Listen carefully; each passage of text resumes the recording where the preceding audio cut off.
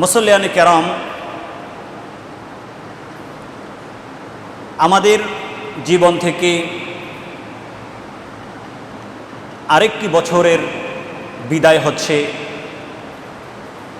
আরেকটি বছর আমাদের জীবন থেকে বিদায় নিচ্ছে।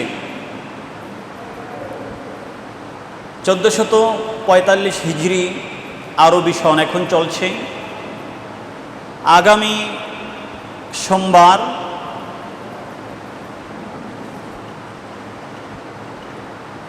8 জুলাই এর মধ্য দিয়ে 1446 আরবি হিজরি সন আরবি নববর্ষ আরম্ভ হবে পবিত্র মুহররম মাসের মধ্য দিয়ে। মাত্র কয়েকটা দিনের মাধ্যমে আমরা একটি বছরে সমাপনী দিয়ে শেষ করে নতুন একটি বছরে আমরা পদার্পণ করব। হিসাব করলে দেখা যায় আমাদের জীবন খুব দ্রুত এগিয়ে যাচ্ছে। আমাদের হায়াত খুব দ্রুত শেষ হয়ে যাচ্ছে। দেখা যায় বয়সের গণনায় 2 বছর, 3 বছর, 10 বছর, 20 বছর, 40 বছর, 80 বছর, 100 বছর কারো হয়েছে। মনে হচ্ছে যেন অনেক বয়স, কিন্তু আসলে তার বয়স যত বাড়ছে, মূলত বয়স বাড়ছে না, তার আয়ু কমে যাচ্ছে। তার এই পৃথিবী থেকে, এই দুনিয়া থেকে, এই জগৎ থেকে তার বিদায়ের ঘণ্টা নিয়মিত বাড়ছে। খুব দ্রুত সে কবরের দিকে যাচ্ছে। এজন্য আজকের এই জুমা আমাদের হিসাব করার গুরুত্বপূর্ণ সময়, গুরুত্বপূর্ণ জুমা। আমি একটি বছর আমার জীবন থেকে মাইনাস করতে যাচ্ছি, আর আল্লাহ যদি হায়াতে বাঁচিয়ে রাখেন তাহলে আরেকটি বছর আমার জীবনের সাথে আমি অ্যাড করতে যাচ্ছি। আসুন আমরা আজকে হিসাব করে নেব পিছনের জীবনগুলোতে আমরা কি করেছি, কি ছেড়েছি, আর সামনের বছরের জন্য আমাদের কি প্রস্তুতি, আমরা কি করব, কি ছাড়ব, কি করব, কি ছাড়ব, কি করেছি, কি ছেড়েছি। এই ক্যালকুলেশন, এই হিসাব যদি প্রত্যেকটি ব্যক্তির মধ্যে প্রতিনিয়ত থাকে, প্রত্যেক দিন ঘুমানোর পূর্বে থাকে, তাহলে প্রত্যেকটি মানুষই প্রতি মুহূর্তে কবরের প্রস্তুতি গ্রহণ করতে থাকে। প্রত্যেকটি মানুষই প্রতি মুহূর্তে, প্রতিদিন কবরের জন্য সে প্রস্তুতি গ্রহণ করতে পারে, আখিরাতের জন্য প্রস্তুতি গ্রহণ করতে পারে। আর যে নিয়মিত হিসাব নিকাশ করবে সে কখনো পাপ কাজ করতে পারবে না। কারণ আমার হায়াত পুড়িয়ে যাচ্ছে, আমি তো কবরের দিকে আগাচ্ছি। কবরের দিকে কখন আগাচ্ছি এটা আমার জানা নাই। সুতরাং আমাকে যা আমি করার দরকার ছিল করি নাই, ছেড়ে দিয়েছি, সেটার জন্য তাওবা করে বাকি সময় পেলে ওই কাজগুলো আরও বেশি করে আখিরাতের প্রস্তুতি, কবরের প্রস্তুতি গ্রহণ করে আমাকে এগিয়ে যেতে হবে। প্রিয় নবী সাল্লাল্লাহু আলাইহি ওয়াসাল্লাম হাদিসে পাকের মধ্যে আমাদের জন্য অনেক গুরুত্বপূর্ণ নসিহা রেখে গিয়েছেন। ইমাম তিরমিজি রহমতুল্লাহ আলাইহি সহিহ বুখারী, মুসলিম, বুখারী শরীফ, মুসলিম শরীফের পরে বিশুদ্ধ 6খানা গ্রন্থ, সিয়াসিত্তার মধ্যে যেই গ্রন্থটির স্থান সুনান আত-তিরমিজি, এখন থেকে প্রায় 1200 বছর পূর্বে তৎকালীন রুশিয়ার অন্তর্গত তিরমিজ নামক জায়গার যুগশ্রেষ্ঠ মুহাদ্দিস ইমাম আবু ঈসা আত-তিরমিজি রহমতুল্লাহ আলাইহি, উনি ওনার বিশ্ববিখ্যাত হাদিসের কিতাব সুনানে তিরমিজির মধ্যে হাদিসগুলোকে অত্যন্ত সুন্দর করে উল্লেখ করেছেন। এরশাদ হচ্ছে, ইমাম তিরমিজি রহমতুল্লাহ আলাইহি এই হাদিসগুলোকে একত্রিত করার জন্য তিনি হাদিসগুলোর আগে যেই শিরোনাম উল্লেখ করলেন, যে অধ্যায় উল্লেখ করলেন, এই অধ্যায়ের তিনি নাম দিয়েছেন বাবু মা জাআ ফি তাকারুবিজ জামানি ওয়া কাসরিল আমাল।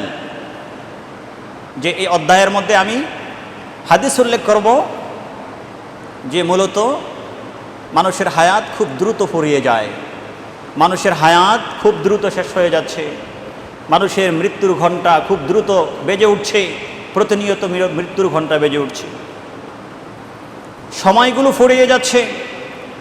দেখা যাচ্ছে এখনকার বছরগুলো মাসের মতো হচ্ছে, মাসগুলো সপ্তাহের মতো হচ্ছে, সপ্তাহগুলো দিনের মতো হচ্ছে, দিনগুলো ঘন্টার মতো হচ্ছে, আর ঘন্টাগুলো আপনারা দেখবেন যখন আগুন জ্বালানো হয়, আগুন থেকে হঠাৎ করে যখন পুলিঙ্গ বের হয়, স্ফুলিঙ্গ বের হয়, মুহূর্তের মধ্যে বের হয়, আবার মুহূর্তের মধ্যে এটা নিমিষ হয়ে যায়, নিঃশেষ হয়ে যায়। এভাবে সময়গুলো একেবারেই দেখা যায় অনেক লম্বা, এক বছর অনেক বড় উল্লেখ করলে অনেক বড় মনে হয়, কিন্তু মূলত এতটাই সময়ের মধ্যে সংকীর্ণতা এসে গেছে, মানুষের আমলের প্রতিযোগিতাও কমে গেছে, সময়ের মধ্যেও বরকত কমে গেছে, সময়ের মধ্যে সংকীর্ণতা এসে গেছে। এ সময় আমাদেরকে কি করা উচিত? আর আমাদের আশা, আমি এটা চাই, এটা চাই, এটা চাই, এটা চাই, শুধু চাই চাই চাই, এটা কমাতে হবে। যা প্রয়োজন শুধুমাত্র সেটা গ্রহণ করবে, এর বাহিরে যেটা সেটা ত্যাগ করতে হবে। এই অধ্যায়ের মধ্যে তিনি হজরতে আব্দুর রহমান বিন আবি বাকরা রাদিয়াল্লাহু তাআলা আনহু উনি ওনার পিতা থেকে হাদিস বর্ণনা করেন, নিশ্চয়ই এক ব্যক্তি প্রিয় নবী সাল্লাল্লাহু আলাইহি সাল্লামের দরবারে আগমন করলেন, আগমন করে বললেন, ইয়া রাসূলুল্লাহ আইয়ুন নাসি খায়রুন, হাবিব গো, আপনার কদম মোবারকে আরজ করে জানতে চাই, আল্লাহ এই পৃথিবীর মধ্যে যে মানুষগুলোকে পাঠিয়েছেন, এই মানুষগুলোর মধ্যে কোন ব্যক্তি সবচেয়ে উত্তম, কে সবচেয়ে ভালো? ইয়া রাসূলুল্লাহ, এরকম একটি আলামা, নিদর্শন, সিমটম আমাকে বর্ণনা করেন, আমাদেরকে জানিয়ে দেন, কোন ব্যক্তিকে আমরা ভালো বলবো, কোন ব্যক্তি সবচেয়ে ভালো? প্রিয় নবী সাল্লাল্লাহু আলাইহি ওয়াসাল্লাম সাহাবীর প্রশ্নের উত্তর করলেন, এরশাদ হচ্ছে, ক্বালা মান তালা উমরুহু ওয়া হাসুনা আমালুহু, ওই ব্যক্তিকে তার নির্দিষ্ট কোয়ালিটি আছে, এই কোয়ালিটি যখন ওই ব্যক্তির মধ্যে তুমি দেখবে, তখন বুঝবে এই ব্যক্তি হচ্ছে পৃথিবীর মধ্যে সর্বশ্রেষ্ঠ ব্যক্তি। আল্লাহ রাব্বুল আলামিন যাকে লম্বা হায়াত দিয়েছেন, হায়াত পেয়েছে, সে হায়াত পেয়ে সে হায়াতটাকে নষ্ট করে নাই, বরং ও হাসুনা আমালুহু, যতটুকু হায়াত পেয়েছে পুরা হায়াতের মধ্যে সে শুধু নেক কাজ করেছে, তার পুরাটা জীবনের মধ্যে শুধু নেক কাজ, বদ কাজ দেখা যায় না, পাপ দেখা যায় না। যদিও পাপ করে থাকে, সাথে সাথে তাওবা করেছে, ইস্তেগফার করেছে, আল্লাহর দরবার থেকে ক্ষমা নিয়ে এসেছে। আল্লাহ হাবিব পাক সাল্লাল্লাহু আলাইহি ওয়াসাল্লাম বলেছেন, যে ব্যক্তি হায়াত পেয়েছে আর ওই হায়াতকে, পুরা হায়াতটাকে নেক আমলের মাধ্যমে কাটিয়েছে, মনে করবে ওই ব্যক্তি এই পৃথিবীর মধ্যে সর্বশ্রেষ্ঠ। সুবহানাল্লাহ। আমরা চিনে গেলাম সর্বশ্রেষ্ঠ ব্যক্তিকে। এখন প্রশ্ন, আমরা পৃথিবীর মধ্যে খুঁজে বের করলাম সর্বশ্রেষ্ঠ ব্যক্তিকে।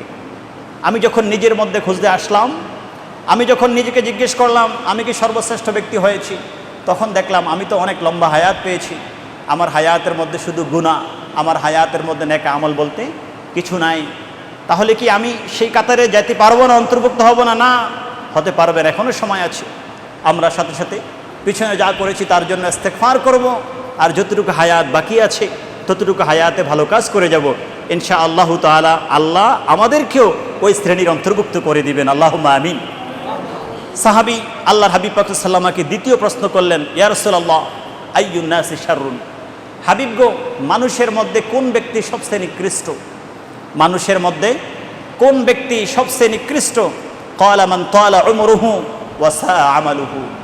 আল্লাহ হাবিব পাক সাল্লাল্লাহু আলাইহি ওয়াসাল্লাম বললেন, শোনো সাহাবী, আল্লাহ যাকে অনেক লম্বা হায়াত দান করেছেন, অনেক লম্বা হায়াত পেয়েছে, কিন্তু দুঃখজনক ব্যাপার, সাআ আমালুহু, তার লম্বা হায়াতের পুরাটা সময় সে খারাপ কাজ করে অতিবাহিত করেছে।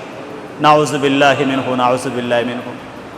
আপনার আমার সকলের কি মন চায় না এইরকম মানুষ থেকে আল্লাহর দরবারে পানা চাইতে, এইরকম লাঞ্ছনা, এইরকম অপমানিত জীবন থেকে, এরকম খারাপ জীবন থেকে আল্লাহর কাছে পানা চাইতে?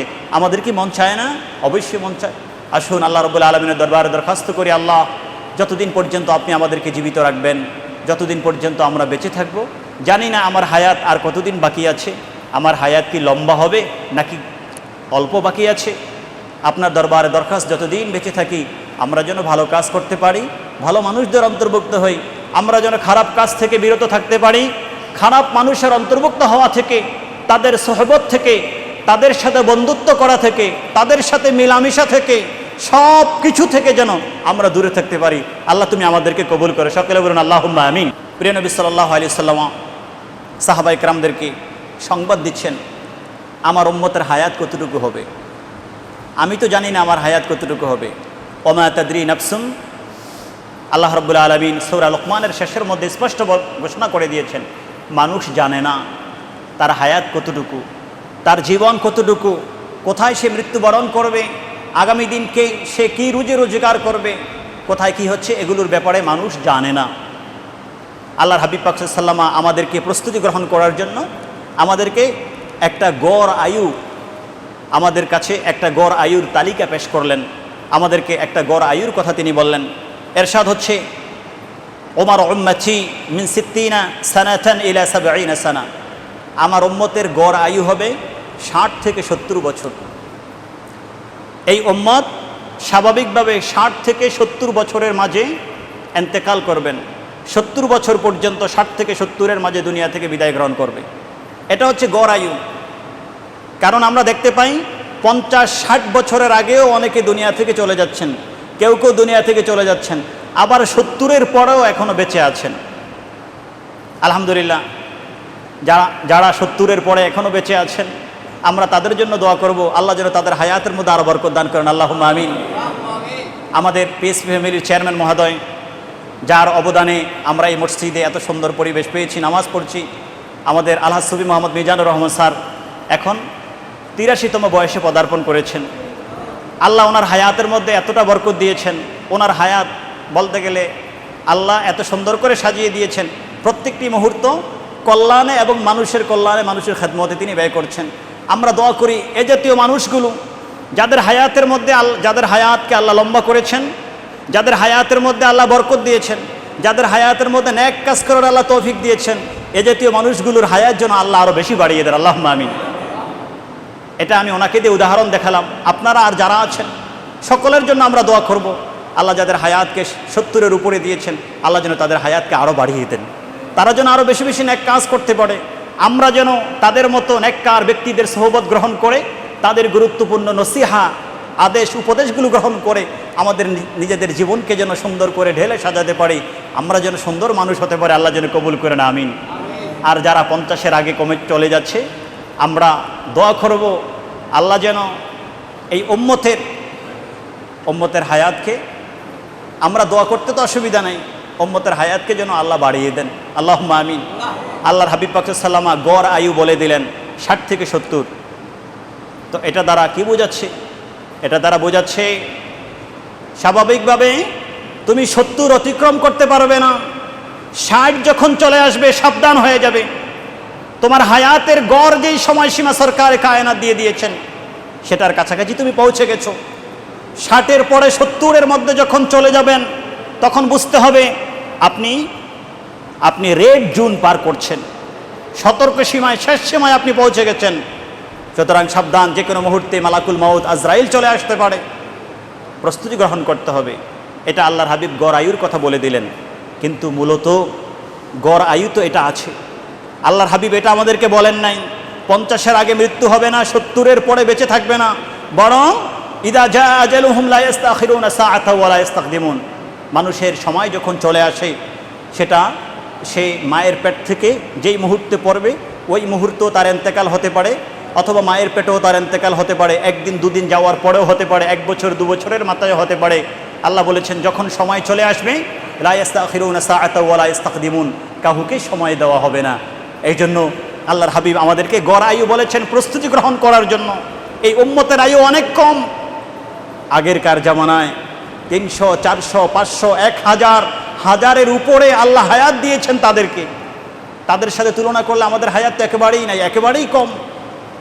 তো তিনি এটা এই জন্য বললেন, কম হায়াতের মধ্যে পুরা হায়াতটাই তুমি নেক আমল করো, দেখবে ছোট্ট হায়াতের তোমার নেক আমলের বরকত আল্লাহ এত বেশি বাড়িয়ে দিবেন।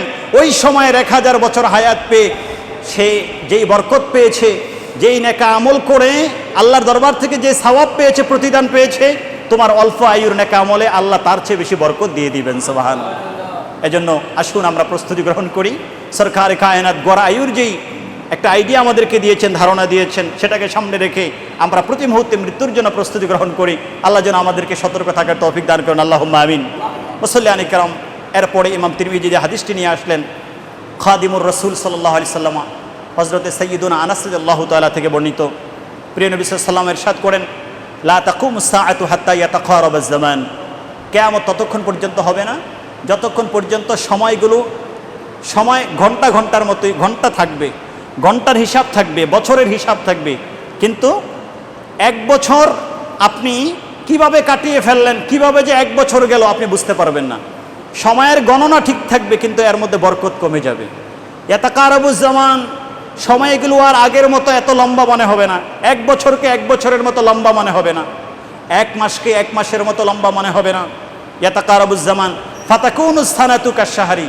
আল্লাহর হাবিব একটা উপমা আমাদের সামনে পেশ করলেন যে আখিরি জামানায় তো আমরা চলে আসছি, শেষ জামানায় তো আমরা চলে আসছি, আর কয়দিন বাকি আছে এটা আল্লাহ রাব্বুল আলামিনই জানেন।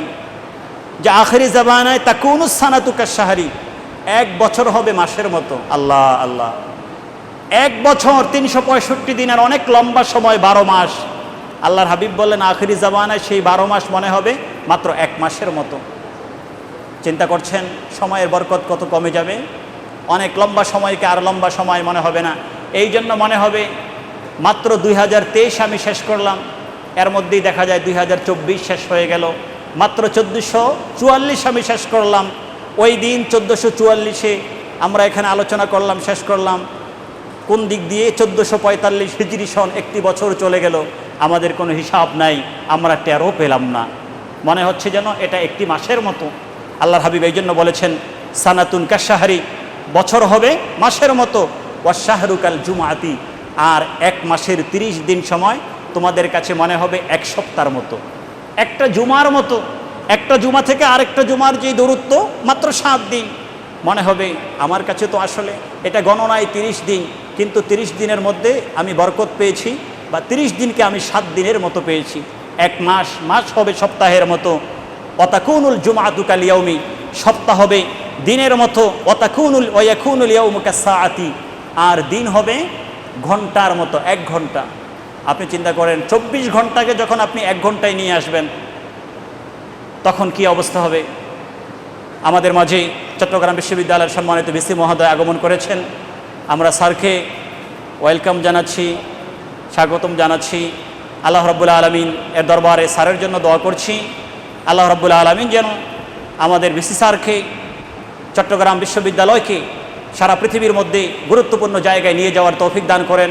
আল্লাহ যেন ওনাকে এবং ওনার অধীনস্থ যারা খেদমত করছেন, বিশ্ববিদ্যালয়ে টিচার যারা রয়েছেন, প্রশাসনিক পদে যারা রয়েছেন, বিভিন্ন মসজিদের খতিব, মুসল্লি, ইমাম যারা রয়েছেন, সবাইকে যেন খেদমত করার পরিপূর্ণ তৌফিক দান করেন। আমরা সবাই মিলে যেন চট্টগ্রাম বিশ্ববিদ্যালয়কে একটা গুরুত্বপূর্ণ জায়গায়, বিশ্বের মানচিত্রে একটা গুরুত্বপূর্ণ জায়গায় নিয়ে যেতে পারি। আল্লাহ যেন সবাইকে সেই তৌফিক দান করেন। আল্লাহুম্মা আমিন। সরকারে কায়নাত হিসাব দিতে দিতে এই পর্যন্ত আসলেন যে আখেরি জামানায় 1 ঘন্টা, 1 দিন হবে 24 ঘন্টা হবে 1 ঘন্টার মতো। তা আপনি 24 ঘন্টা যদি 1 ঘন্টার মতো হয়ে যায়, তখন আপনি কাজ করে কি বরকত পাবেন?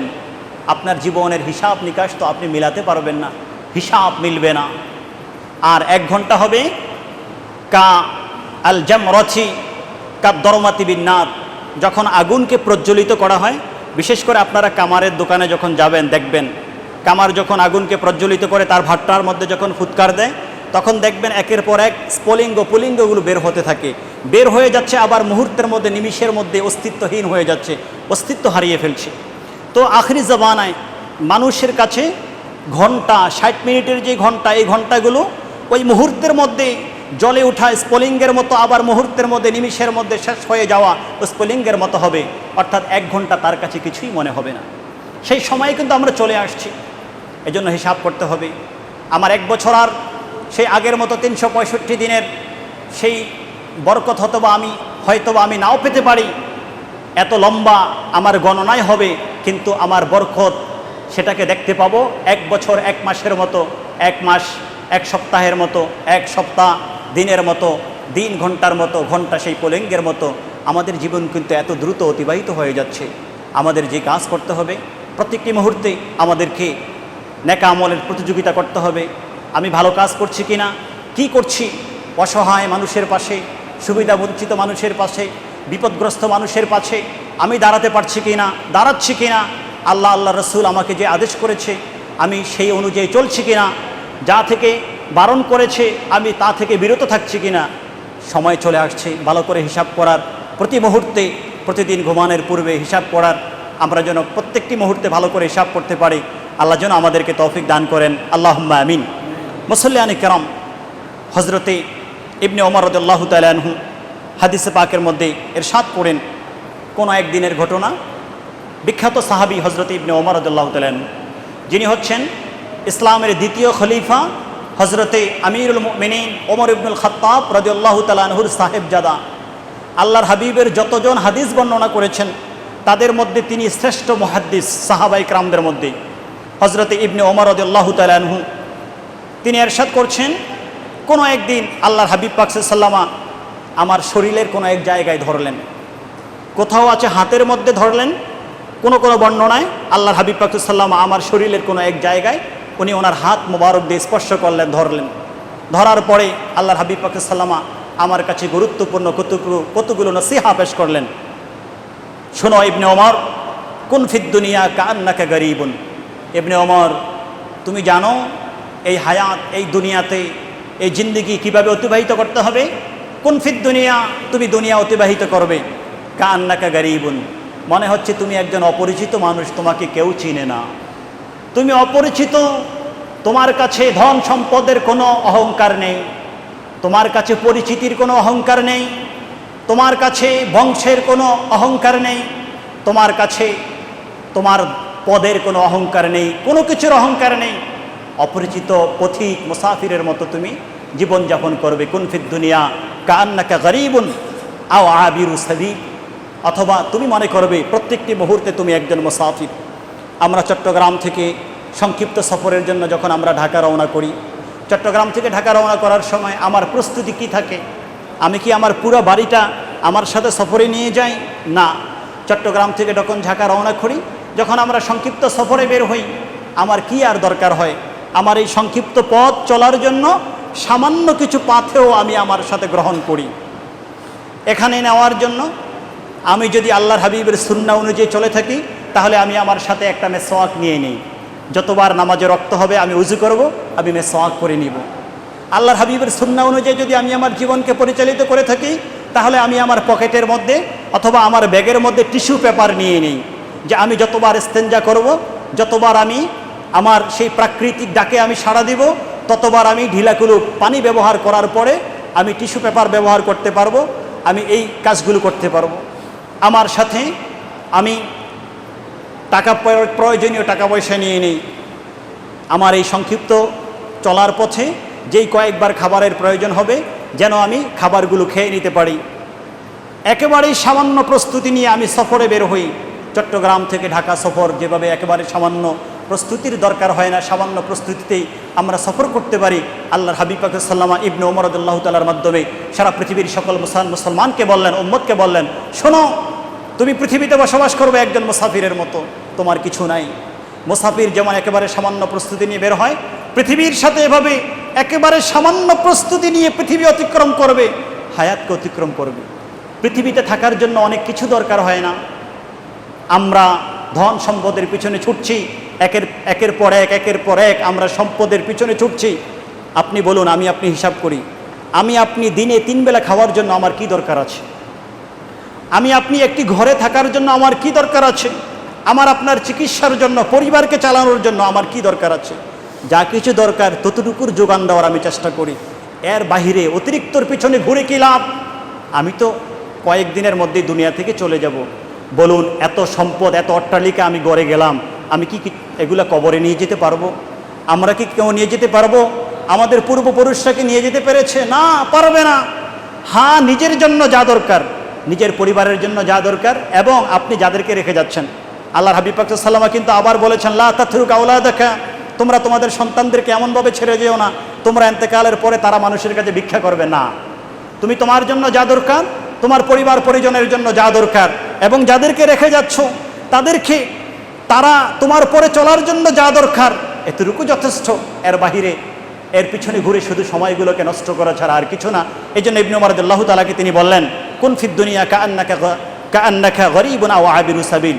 তারপরে বললেন, ওয়াউদ্দা নাফসাকা ফি আহলিল কুবুর।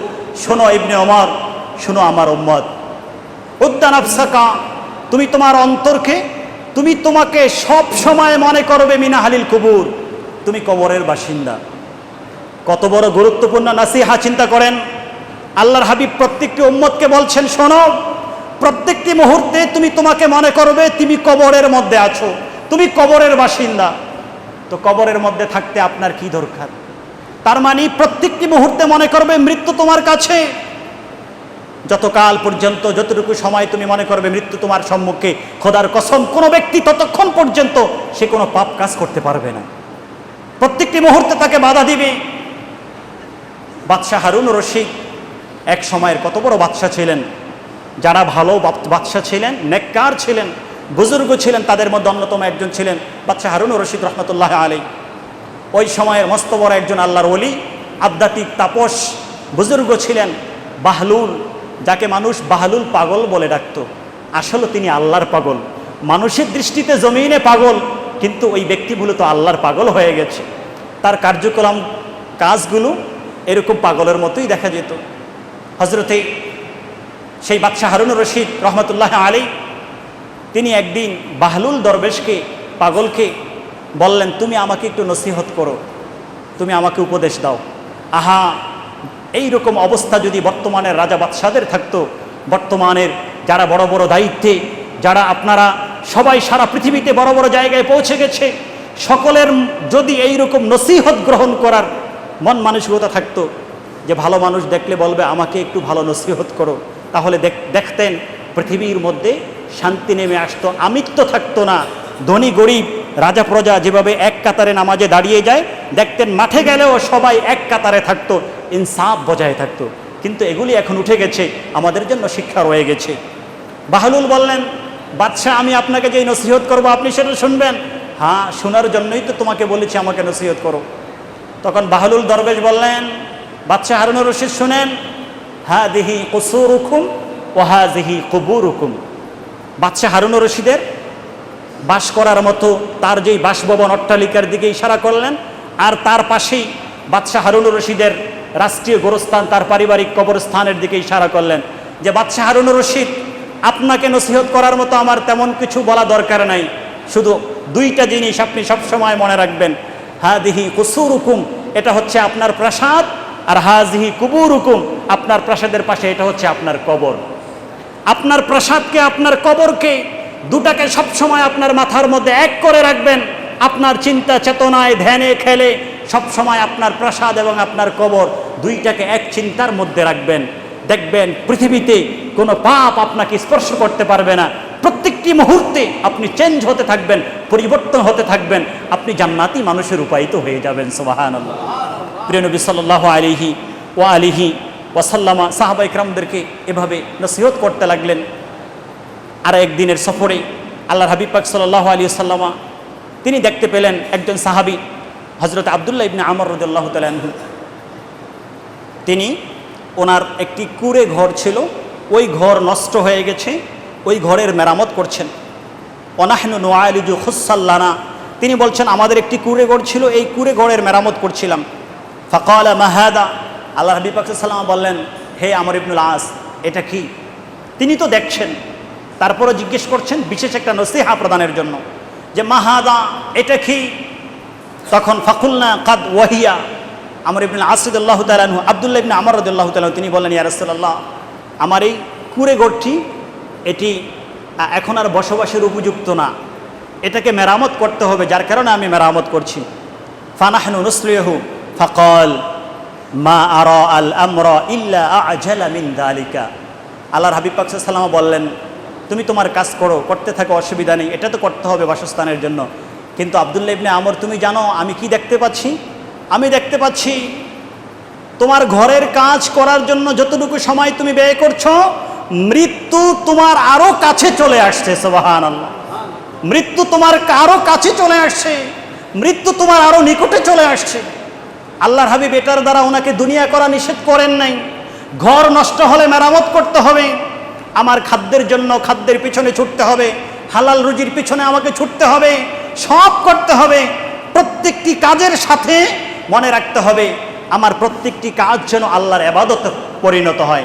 আমি যেই কাজ করব এটা শুধু কাজ না, এটা আমার ইবাদত হবে। আল্লাহ হাবিব পাক সাল্লাল্লাহু আলাইহি ওয়াসাল্লাম সাহাবায়ে কেরামদেরকে বললেন, শোনো সাহাবায়ে কেরাম, ইবাদতের মিনিং কি তোমরা জানো?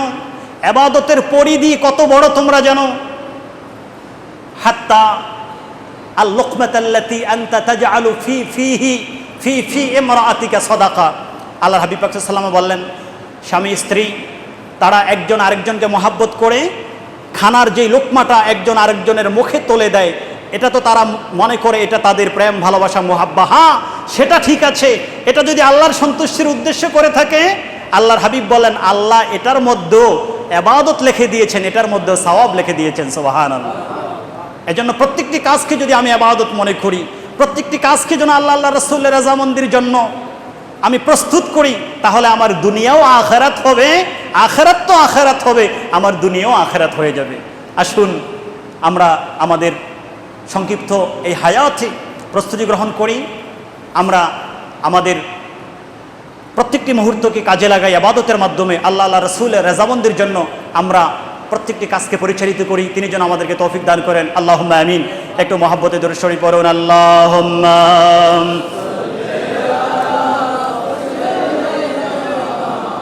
মাওলানা মুহাম্মদ আলা আলি।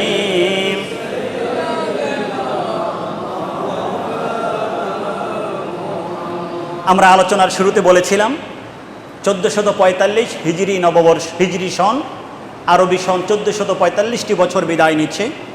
আগামী সোমবারের মধ্য দিয়ে 1446 আরবি নববর্ষের মাধ্যমে আমাদের জীবনের নতুন অধ্যায় উন্মোচিত হবে, আমাদের জীবনের নতুন অধ্যায় খুলে যাবে। আল্লাহ যদি আমাদেরকে হায়াত দারাজ করেন, আমরা চেষ্টা করব নতুন বছর যেন পিছনের জীবনে আমরা যা করেছি, আমরা কিছুই করতে পারি নাই, ভালো কাজে লাগাতে পারি নাই, আমরা যাই সামান্য করেছি আল্লাহর দরবারে দরখাস্ত করব হাবিবে পাকের ওসিলায় আল্লাহ যেন আমাদের সামান্য নেক আমলগুলো কবুল করে নেন, আর যেই বদ আমল করেছি তিনি যেন আমাদেরকে ক্ষমা করে দেন। আর আগামী বছরকে আমরা কিভাবে সাজাবো সেই প্রস্তুতি আমরা গ্রহণ করব। আমি আমার নিজেকে সাজাবো, আমি আমার ফ্যামিলিকে সাজাবো, আমি আমার জন্য প্ল্যান করব, আমি আমার জন্য প্ল্যান করব।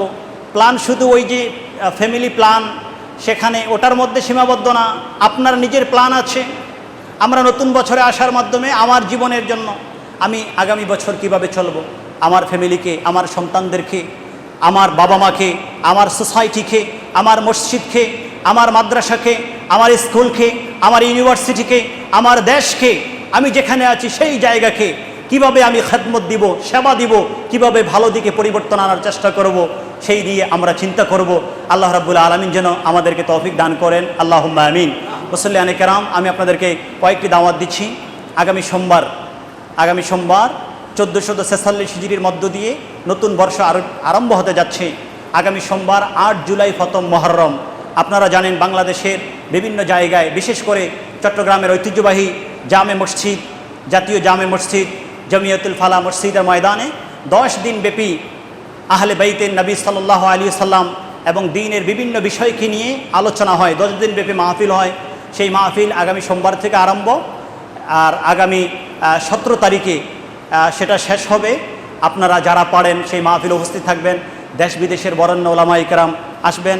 এবছরও সেই বাগদাদ শরীফ থেকে শেখ আব্দুল কাদের জিলানী রহমতুল্লাহ আলাইহির দরবারের যিনি বড় পীর সাহেব বলি, সেই দরবারের পীরে তরিকত, সারা পৃথিবীর মধ্যে অন্যতম মুফতি, ইসলামিক স্কলার শেখ সৈয়দি আফিফুদ্দিন আল জিলানী হুজুর, তিনি সেখানে এবছরও আসবেন। 2 দিন ব্যাপী অত্যন্ত গুরুত্বপূর্ণ আলোচনা রাখবেন। সেই ভারত থেকে কাসওয়াসা দরবার শরীফ থেকে বড় বড় ওলামায়ে কেরামগণ, আশরাফি সিলসিলার সাথে সম্পৃক্ত যারা, ওনারা আসবেন এবং আমাদের বাংলাদেশের বড় বড় ইসলামিক স্কলাররা থাকবেন, মন্ত্রী পরিষদের বড় বড় সেই দায়িত্ববানরা থাকবেন। আপনারা উপস্থিত থাকার চেষ্টা করবেন। এভাবে আরও যত মাহফিল রয়েছে যেখানে আছে আপনারা মাহফিলগুলোতে উপস্থিত থাকার চেষ্টা করবেন। আল্লাহ আমাদের সবাইকে তৌফিক দান করুন। আল্লাহুম্মা আমিন।